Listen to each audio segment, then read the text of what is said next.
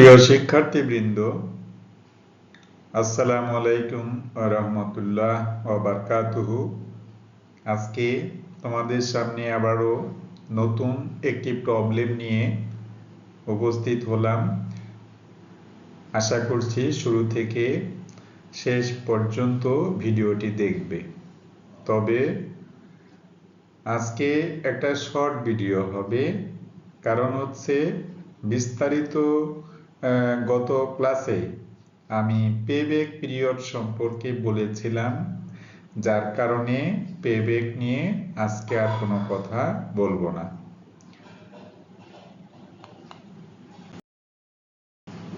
তো principles of finance, যারা BBA honours first ইয়ারে আছো, department of accounting, management, marketing and finance, অর্থাৎ 4টা ডিপার্টমেন্টের জন্যই কাজে লাগবে অর্থায়নের নীতিমালা সাবজেক্টের নাম।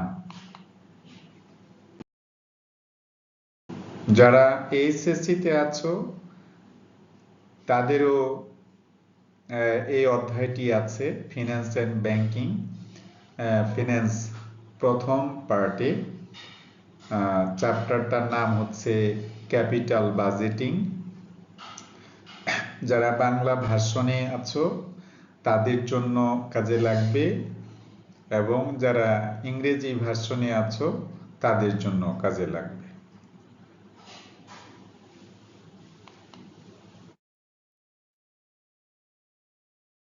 প্রাইমারি ডিসকাশনে গত ক্লাসে বলছিলাম কিওয়ার্ডগুলো।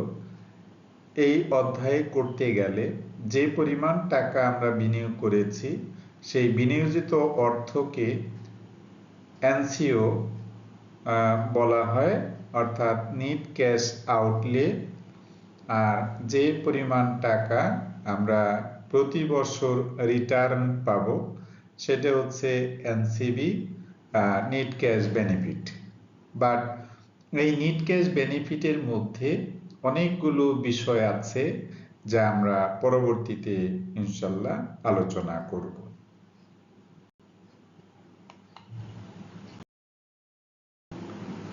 টেবিল ফর এনসিও অথবা এনসিবি। এখানে একটু খেয়াল করো যে ইয়ার আছে 0 পিরিয়ডে এ প্রজেক্টে আমরা 50,000 টাকা বিনিয়োগ করেছি, বি প্রজেক্টে 80,000 টাকা বিনিয়োগ করেছি। পক্ষান্তরে প্রথম বছরে এ প্রজেক্টে 10,000 টাকা পেয়েছি, আবার দ্বিতীয় বছর থেকে পঞ্চম বছর পর্যন্ত এখানে কি লেখা আছে, ডু ডু ডু ডু, তার মানে হচ্ছে একই সেম টাকা হবে 10,000 টাকা। আর প্রজেক্টের বি ক্ষেত্রে আমরা 80,000 টাকা বিনিয়োগ করেছি, এটার নাম এনসিও। আর পরবর্তীতে 20,000, 35,000, 23,000 এবং 10,000, লাস্টে 5,000, এই যে টাকাগুলো এগুলোর নাম হচ্ছে NCB, that means net cash benefit. এখানে তোমাকে যে বিষয়টি করতে হবে সেটা হচ্ছে এভারেজ রেট অফ রিটার্ন। তো এভারেজ রেট অফ রিটার্ন মানে কি? এভারেজ রেট অফ রিটার্ন মানে হচ্ছে গড় মুনাফার হার পদ্ধতি। আচ্ছা, গড় মুনাফার হার পদ্ধতি, কোন স্টুডেন্ট তোমাদেরকে যদি জিজ্ঞেস করা হয় যে আসলে গড় মুনাফা কি, গড় মুনাফা হচ্ছে বিগত কয়েক বছরের মুনাফাকে একত্রে যোগ করে যদি আমরা বর্ষ সংখ্যা দ্বারা ভাগ করি তাহলে যা পাবো তার নাম এভারেজ প্রফিট। সাপোজ ধরে নাও আমি যদি কোনো স্টুডেন্টের অথবা কোনো গার্ডিয়ানের যদি আমি 3 জন লোককে সিলেক্ট করি, যে একজনকে বলা হলো যে বলেন তো আপনার বয়স কত, সে বলল আমার বয়স 30 বছর। তো আরেকজনকে আমি বললাম বলেন তো আপনার বয়স কত, যে 25 বছর। আর আরেকজনকে আমি বললাম, সে বলল 15। তাহলে 15 আর 25 40, 40 আর আরেকজনকে বলছিলাম 30, তাহলে কত হয়েছে 70। এই 70 বছর বয়স কিন্তু আসলে 3 জনের, তাই নয় কি? এখন এই 70কে যদি আমরা 3 দিয়ে ভাগ করি তাহলে যে বয়সটা পাওয়া যাবে সেটা হচ্ছে গড় বয়স। তার মানে প্রত্যেকের বয়স ওই গড়ে বলা হবে অতটুকু। ঠিক আছে, তো আমরা বুঝলাম যে বিগত কয়েক বছরের মুনাফাকে একত্রে যোগ করে আমরা যদি বছর সংখ্যা দ্বারা ভাগ করি তাহলে যা পাবো তার নাম হচ্ছে এভারেজ প্রফিট অথবা গড় মুনাফা। তো এভারেজ রেট অফ রিটার্ন মানে হলো যে গড় মুনাফাকে যদি আমরা ইনিশিয়াল পেমেন্ট অথবা প্রাথমিক বিনিয়োগ দ্বারা ভাগ করি এবং 100 দ্বারা গুণন করি তাহলে যে পার্সেন্টেজ পাওয়া যাবে সেটি হচ্ছে এভারেজ রেট অফ রিটার্ন। আশা করি বুঝতে পেরেছো। আমরা নেক্সট দেখি এভারেজ রেট অফ রিটার্ন।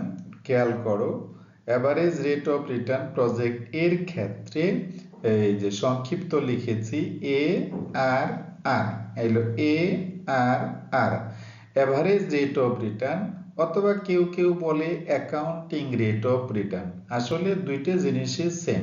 সুতরাং এভারেজ প্রফিটকে ইনিশিয়াল ইনভেস্টমেন্ট দ্বারা কি করব, আমরা ভাগ করব এবং 100 দিয়ে গুণন করব পার্সেন্টেজ পাওয়ার জন্য। তাহলে প্রথম প্রজেক্টের মধ্যে প্রত্যেক বছর আমার মুনাফা ছিল কত, 10,000 10,000 এরকম, মানে শুরু থেকে শেষ পর্যন্ত প্রফিটের পরিমাণটা সেম।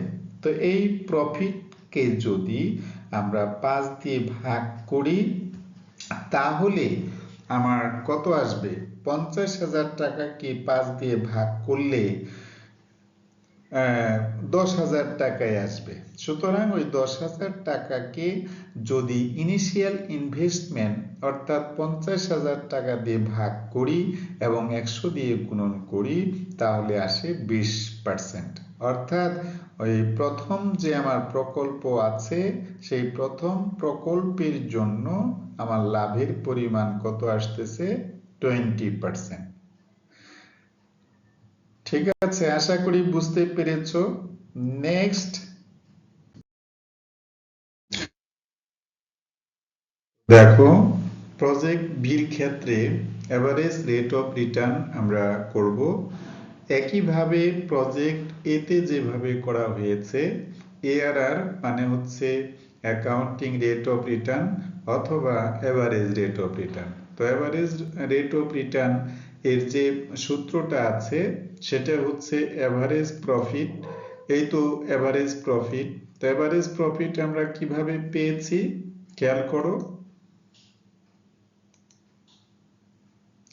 20,000, 35,000, 23,000, 10,000, 5,000, এই 5টি প্রফিটকে 5 দিয়ে ভাগ করার পর আমি যে পরিমাণ টাকা পেয়েছি তাকে 80,000 দিয়ে ভাগ করার পরে 100 দিয়ে গুণ করেছি, যা পেয়েছি তার নাম হচ্ছে 23.25%। ঠিক আছে, তাহলে প্রজেক্ট এর ক্ষেত্রে ছিল একটা পার্সেন্টেজ আর প্রজেক্ট বির ক্ষেত্রে হলো আর একটা পার্সেন্টেজ। তো এই দুইটা প্রজেক্টের মধ্যে দুইটা পার্সেন্টেজের মধ্যে বড় কোনটা, প্রজেক্ট বির। সুতরাং আমরা প্রজেক্ট বি কে গ্রহণ করার জন্য কি করব, যদি মন্তব্য করি তাহলে দেখো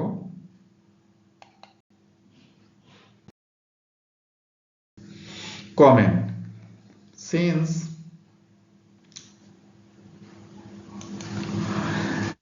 since average rate of return project B is higher than that of project A, so project B is desirable। তো যেহেতু প্রজেক্ট এ এর যে রেটটা ছিল সেটা হলো ছোট আর প্রজেক্ট বির যে রেটটা আছে সেটা হচ্ছে বড়, তাহলে যে প্রজেক্টের রেট বড় সেটাকে আমরা চুজ করব আর যে প্রজেক্টের রেটটা ছোট সেটাকে আমরা নেব না। আশা করি বুঝতে পেরেছো। ঠিক আছে, তো আজকে এই পর্যন্তই। যদি তোমাদের ভালো লাগে অবশ্যই লাইক, কমেন্ট এবং শেয়ার করবে। সেই পর্যন্ত যে যেখানে আছো সুস্থ থাকো, ভালো থাকো এবং নিরাপদে থাকো। আসসালামু আলাইকুম ওয়া রাহমাতুল্লাহ ওয়া বারাকাতুহু।